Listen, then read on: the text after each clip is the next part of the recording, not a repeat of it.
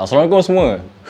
Hari ni aku naik satu level sikit Maklum, pakai topi baru Apa, kau ingat senang aku dapat topi baru? Topi ni special daripada Sparrow Capco Jujur aku cakap, even made in Malaysia. Tapi kualiti topi ni, level antara benua. Hari ni aku dengan Sparrow Capco tengah bermurah hati. Aku dah letak dekat bawah discount code kalau korang beli topi ni daripada website diorang. Tapi kod ni aku tak boleh review dalam video Bukan apa, pasal terlampau OP sangat. Habis video nanti, korang share kat bawah Link aku dah letak siap-siap.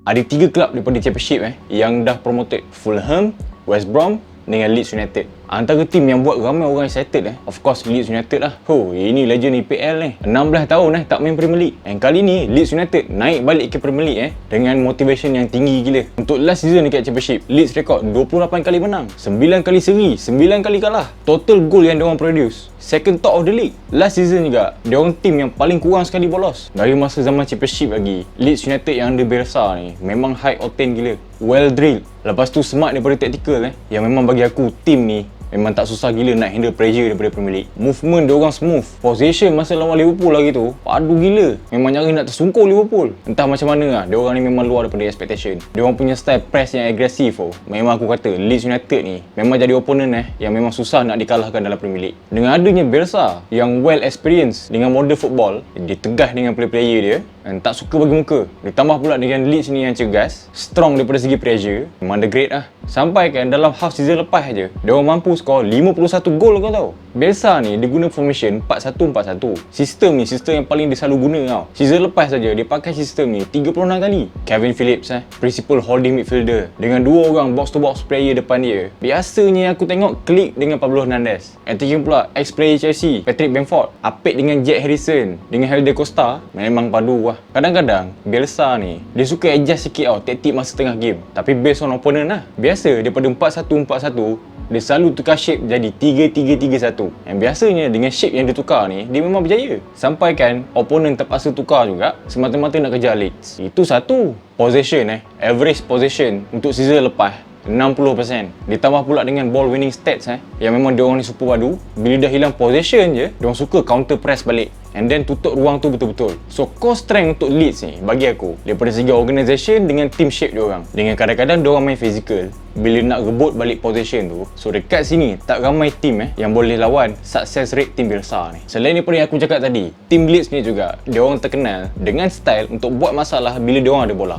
Movement diorang cepat, intense, and kadang-kadang diorang suka guna full pitch untuk defensif. Sebab tu kalau kau pasal tactical Bielsa ni bila defending, kadang-kadang lah yang aku tengok opponent kena masuk dalam ruang penalti untuk attack. And sebab tu defending kalau jadi macam ni, sistem Bielsa ni tak teruk untuk defending. Tapi area defensif tu kena jaga attacking pun sama juga. Midfield macam Harrison Klik, Hernandez, Costa memang betul-betul function. Semua 4-4 player ni, 4-4 position ni bila attacking, diorang suka masuk ke dalam untuk masuk dalam ruang penalti opponent. And kadang-kadang yang aku tengok diorang suka main open play je supaya tak adalah struggle sangat Contoh yang aku boleh bagi macam gol Harrison lawan Liverpool baru ni gol ke dalam padu nak mati masa lawan Fulham.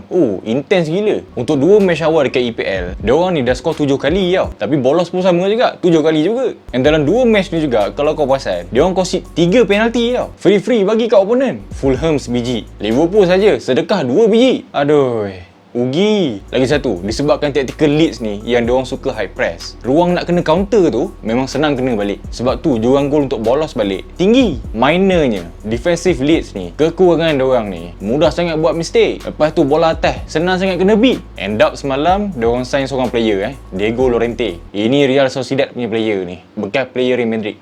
Defender ni tinggi menunjang. Llorente ni aku nak cakap dengan kau, strength dia daripada segi passing dengan juga bola tinggi. So bagi aku, based on sekarang punya situation, memang dah kenalah dengan Leeds Cuma isu Llorente ni, kadang-kadang dia ni senang sangat lost. Dia ni bukan jenis fokus punya orang. Kau bayangkan 3 season dekat Real Sociedad, Llorente ni dah collect 19 kad kuning tau. David Luiz the Great tu pun collect 16 kad kuning dengan pace Premier League yang laju. So untuk Llorente ni, chances nak kena cut insya-Allah ada pada dia ni. Cuma aku harap bila dia join Leeds ni, bila dia dah main bawah Bielsa, aku harap fokus dia tinggi sikit Cakap pasal Bielsa at last, ikon manager yang dah macam pengetua sekolah ni, jejak juga kaki kat Premier League. Kalau bukan sebab Bielsa ni, memang susah lah Leeds ni nak nampak muka balik dekat Premier League. Method Bielsa ni lain daripada yang lain tau. Dia ni suka entertaining football and juga impress gameplay atas padang.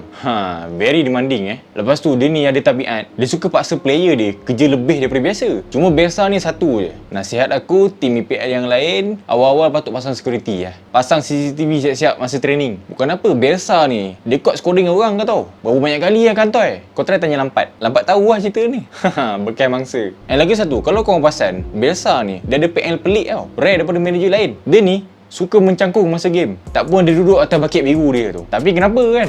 Ini aku jawab. Katanya view dia perhati gameplay atas padang tu lagi better. Itu satu. Lagi satu, sebenarnya Bielsa ni tabiat dia ni suka jalan kaki jauh-jauh tau datang training. Jalan jauh-jauh lepas tu mengadu. Suka sangat kena sakit belakang. So katanya bila dia duduk mencangkung dengan duduk atas baket tu, katanya boleh selesa. Itu pandangan dia lah. Aku kalau jadi macam dia, mencangkung je 90 minit, mau kena buasir lama-lama. Okey, cakap pasal tabiat duduk dia ni. Dulu sebenarnya dia tak duduk pun dekat baket biru dia tu. Dia lagi suka duduk atas cooler box macam si Tuchel tu. Kau tengok Bielsa punya rare. Sampai Tuchel tu pun tiru dia punya aksi tu. Tapi owner Leeds ni tak bagi dia duduk atas cooler box tu. Sebab bawah tu ada air. Kan kalau Bielsa ni terkentut kan, tak kebusuk air tu.